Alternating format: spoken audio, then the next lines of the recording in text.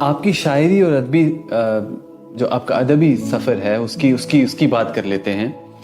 تو ایک کامیاب کاروباری شخصیت ہونے کے باوجود آپ کو شاعری کی طرف کس چیز نے کھینچا؟ اور جب میں شاعری کی بات کروں گا تو میں بالخصوص اردو شاعری کی بات کروں گا کہ آپ کو بالخصوص اردو شاعری اور بالعموم مجموعی ادب اور شاعری کی طرف کس چیز نے آپ کو جو ہے وہ کھینچا؟ بہت اچھا سوال ہے اور اس کا بہت جذباتی جواب ہے جی.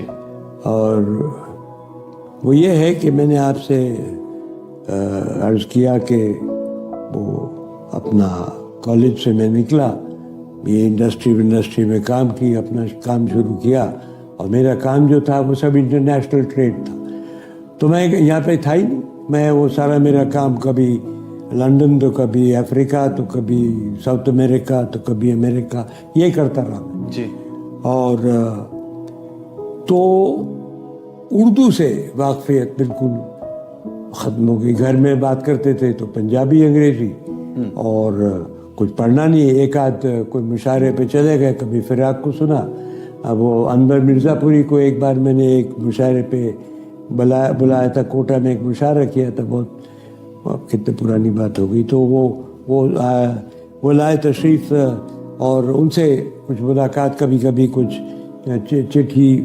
وہ اس وقت کوئی فیکس فوکس ٹیلیکس نہیں, تو